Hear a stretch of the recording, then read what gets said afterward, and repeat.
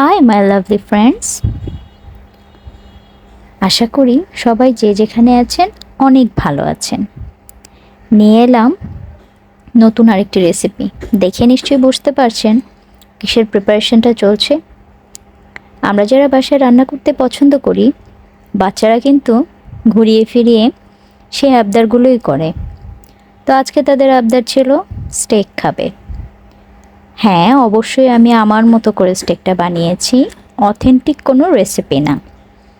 এখন ধরুন আমি যদি একেবারে অথেন্টিক ক্লাসিক কোনো স্টেক আমি করতে চাই, like Gordon Ramsay or nigella, তাদের মতো করে সেভাবে করতে আমি পারবো, বাট দেখা যাবে টেস্টটা ওরকমভাবে আসবে না। মানে আমাদের যে টেস্ট বাড সেটার সঙ্গে যায় না।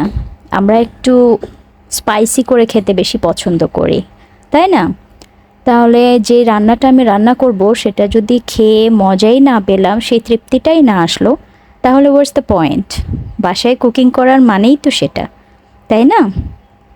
তাই আমি অথেন্টিকটা দেখাচ্ছি না, আমি আমার টেস্ট ওয়াইজ একটু ফিউশন করেছি। সেটা আমি কিভাবে করি সেটাই আপনাদের সঙ্গে শেয়ার করছি। আশা করি আপনাদের ভালো লাগবে।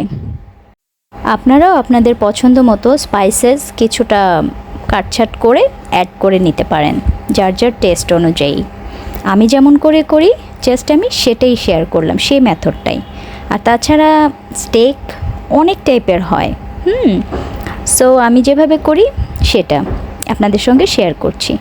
প্রথমে তো দেখলেন কিভাবে কেটে নিলাম, খুব পাতলা পাতলা, খুব বেশি পাতলা না, মোটামুটি যেরকম হয় পুরো মাংসপিণ্ড যেরকম, ওরকমভাবে কেটে নিয়ে বেসিক কিছু স্পাইসেস, আদা রসুনের পেস্ট, গরম মশলা, তারপর আপনার মরিচের গুঁড়ো, এগুলো দিয়ে আমি ম্যারিনেট করে রেখেছিলাম। সয়া সস, টেস্টটা অনেক বেশি ভালো আসে সয়া সসটা ইউজ করলে।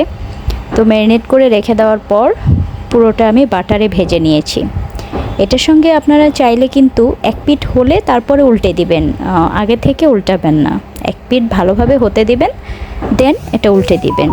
ভিডিওটা দেখে নিশ্চয়ই আপনারা বুঝতে পারছেন কোন পর্যায়ে আমি উল্টে দিয়েছিলাম। এটার সঙ্গে চাইলে আপনি ম্যাশ পটেটো করতে পারেন, সটে ভেজিটেবল করতে পারেন। আমি মাঝে মধ্যে নান দিয়েও আমি এটা খাই, ওই যে বললাম যেভাবে ভালো লাগে সেভাবে। আর সাথে আস্ত কিছু গার্লিকের ফ্লেভারটা কিন্তু অসাধারণ, তাই চেষ্টা করবেন আস্ত কিছু গার্লিক এভাবে দিয়ে দেওয়ার জন্য। আর অবশ্যই স্টেকটা কিন্তু ঢেকে রান্না করতে হবে 10-15 মিনিটের মতন। ব্যাস হয়ে গেল। তারা আপনারা আপনাদের পছন্দ মতন যে যেটা দিয়ে সার্ভ করতে চান করে নিতে পারেন।